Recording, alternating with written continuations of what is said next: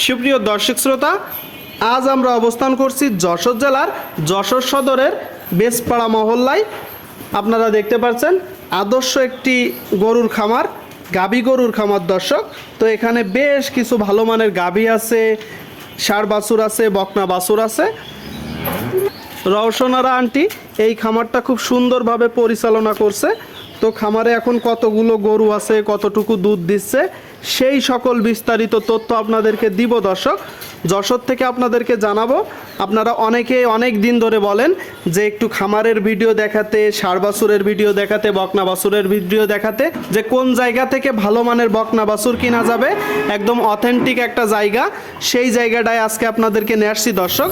তো বিস্তারিত তথ্য আপনাদেরকে দিব, আমাদের সাথেই থাকুন। আসসালামু আলাইকুম। ওয়ালাইকুম আসসালাম। আন্টি কি করতেছেন গরুর সাথে? এই যে গরুর সাথে কথা বলতেছি, এরা খাবার দিচ্ছি। মানে গরু প্রেমিক মানুষ, কথা বলতেছেন, খাবার দিচ্ছেন। তো আপনার খামারটার নাম কি? আমার খাবারের নাম হলো রাবেয়া ডেইরি ফার্ম। কতদিন ধরে এই খামারটা মূলত পরিচালনা করছেন? আমি এই 2007 সাল থেকে আজ পর্যন্ত। মানে 2007 সাল থেকে? 2007 জানুয়ারিতে শুরু করছি আমি আর কি। আচ্ছা আচ্ছা। তো এই খামারে আসার পিছনে আপনার কিভাবে উঠে আসলেন মূলত? আসলে খামারটা করা আমার শখের বশেই। আচ্ছা আচ্ছা। আমি শখ করে একটা গরু কিনছিলাম। একটা গরু থেকে এখন আপনার খামারটা এত বড় হয়েছে? হ্যাঁ, এখন আছে টোটালি 42টা গরু আছে। টোটালি 42টা। 42টাই তো মনে হয় গাভী? না, 42টা গাভী না, পুরো একটা পরিবার, বাচ্চা, মা। মানে গাভীরই তো বাচ্চা? হ্যাঁ হ্যাঁ, টোটালি। আপনার কি এখন গরু মূলত কিনা লাগে? না, কেনা তো লাগে না, অনেক বছর আগ থেকেই গরু বিক্রি করেন খামার থেকে? হ্যাঁ, প্রতি বছর তো 10-12টা করে বিক্রি তো অবশ্যই করি। বিক্রি করেন। কেউ যদি এই গাভীর বাচ্চা নিতে চায়, ষাঁড় বাচ্চা হোক, বকনা বাচ্চা হোক, আপনি দিবেন? হ্যাঁ, বাচ্চা দেই তো। দিই। মোটামুটি আপনার অ্যাভারেজ দুধ আসতেছে কেমন? এখন 200 কেজির মতো আসে। 200 কেজি মতন। আচ্ছা আচ্ছা। টোটাল গরু আছে 42টা। 42। আপনারা শুনলেন দর্শক, আন্টির খামারে টোটাল গরু আছে 42টা। সবগুলোই তো হলিস্টাইন ফ্রিজিয়ান জাতের গাভী। সবই ফ্রিজিয়ান। তো সর্বোচ্চ একটা গাভী থেকে দুধ কতটুকু পাচ্ছেন খামারে, আর সর্বনিম্ন? সর্বোচ্চ দুধ পেয়েছি হলো 24-25 লিটার। 24 থেকে 25 লিটার। আর সর্বনিম্ন? সর্বনিম্ন 10-12। 10-12। আচ্ছা, এই যে আমাদের সামনে যে গাভীটা আমরা দেখতে পাচ্ছি, এইটা মূলত কয় দাঁতের গাভী? এ তো মনে হয় 4 দাঁতে প্রথম বিয়ন দিচ্ছে। এইটা 4 দাঁতের প্রথম বিয়ন দিছে। এইটা দুধ কতটুকু পাচ্ছেন? দাঁত হবে এর 20 কেজির মতো পাইছি, প্রথম বাচ্চা দিছে তো। তো প্রথম বাচ্চা দিছে, 20 কেজির মতন দুধ পেয়েছেন। আপনারা শুনলেন দর্শক, আগামীবার 24-25 লিটার দুধ দেবে। মানে আশা করতেছেন সামনে সুস্থ থাকলে, ভালো থাকলে 24 থেকে 25 লিটার দুধ দিবে। শুনলেন দর্শক, এই যে গাভীটা আশা করতেছে যে সামনে ভালো থাকলে, সুস্থ থাকলে 24 থেকে 25 লিটার দুধ দেবে। তো সামনে আমরা বেশ কিছু গরু দেখতে পারছি, বাছুর দেখতে পারছি, আপনাদেরকে একটু দেখাবো। উনি ওনার খামার থেকে অনেক সময় বাছুর বিক্রিও করে, আপনারা দেখতে পাচ্ছেন। খামারটাও অনেকটাই পরিচ্ছন্ন পরিবেশে, একদম সুন্দর পরিবেশে মানসম্মতভাবে ভালো মানের গরু ক্রয় করতে পারেন। আচ্ছা আন্টি, তো আপনি যেহেতু অনেক দিন ধরে খামার সেক্টরে আছেন, যারা নতুন খামার শুরু করতে যাচ্ছে, বা যখন একটা হাট থেকে হোক বা খামার থেকে হোক একটা হলিস্টাইন ফ্রিজিয়ান বকনা কিনবে, এটা চিনবে মূলত কি দেখে? এটা বকনা বাচ্চা, আসলে ভালো জাতের বাচ্চা দেখতে গেলে তার গলাটা হবে একটু চিকন, মাথাটা হবে একটু ছোট, অবশ্যই একটু বড় হবে, এবং চারিদিকটা মোটা তাজা যে বকনাগুলো, ওগুলো কিন্তু আসলে অতটা বেশি ভালো না, আমার নিজের অভিজ্ঞতা থেকে বলতেছি আর কি। মানে মূলত ভালো জাতের বকনাগুলো একটু রোগা সোগা কোয়ালিটির হয় আর কি। আচ্ছা আচ্ছা। রোগা সোগা বলতে কি, যে সুস্থ থাকবে, কিন্তু মাথা টাতাগুলো, ওই সাইওয়ালের মাথা টাতাগুলো যেমন বড় একেবারে গোল আকৃতির, এরা কিন্তু ওই রকম হবে না। এদের মাথাটা একটু চিকন থাকে, গলাটা একটু সরু থাকে, হ্যাঁ, পিছন দিকটা একটু ভারী থাকে, এই হলো বৈশিষ্ট্য। মানে মূল কথা, আপনার মাথার সাইডটা, গলায় কোনো গলকম্বল থাকবে না, চুপ থাকবে না, এটাই হচ্ছে সিনার বৈশিষ্ট্য।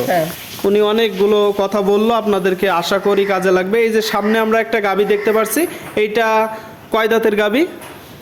কোনটা? এই যে সামনে যে সাদা কালো দেখতে পাচ্ছি, 6 দাঁত। আপনারা শুনলেন দর্শক, এই যে একটা গাভী, 6 দাঁতের গাভী, একদম মানে গায়ে কোনো দাগও নেই।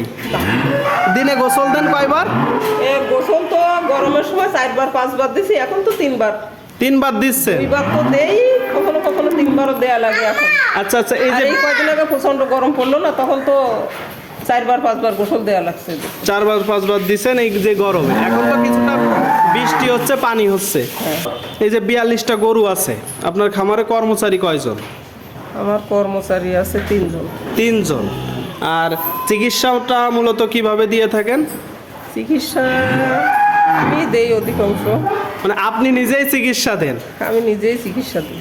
আর আমাদের এখানে প্রাণী সম্পদের কর্মকর্তা আছে যারা, আচ্ছা আচ্ছা, ওনাদের সাথে পরামর্শ করি।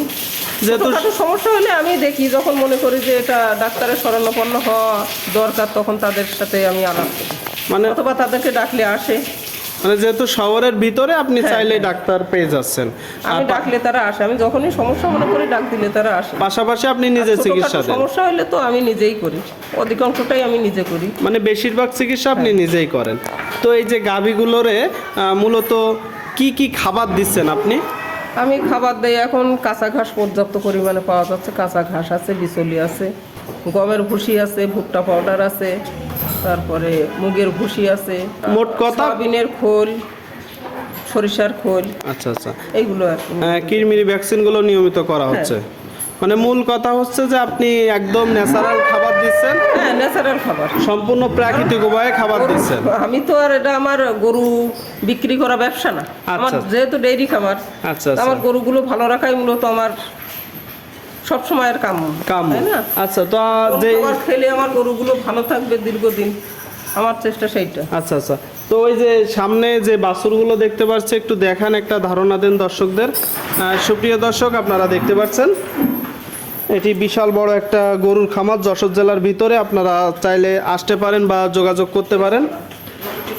এই যে সামনে আমরা একটা দেখতে পাচ্ছি অনেক সুন্দর বাছুর, হলিস্টাইন ফ্রিজিয়ান জাতের বাছুর। এটা ষাঁড় না বকনা? এটা ষাঁড় বাচ্চা। এটা ষাঁড় বাচ্চা।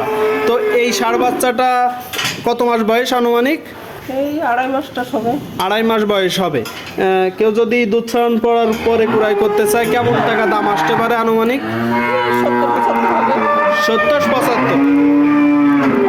4-5 মাসে তো অনেক বড় হবে, 2.5 মাসে এত বড় হয়েছে। 2.5 মাসে এত বড় হয়েছে, 4-5 মাসে 5 মাসে তো বেশ অনেক বড় হয়ে অনেক বড় হবে। 70-75 আসতে পারে। আপনারা শুনলেন দর্শক, 70-75 দাম আসতে পারে। তো এই কোয়ালিটির কি বকনা আছে আপনার কাছে? আচ্ছা, বকনা বাছুর আমি খুব কম বিক্রি করি, নিজেই রেখে দেন? হ্যাঁ।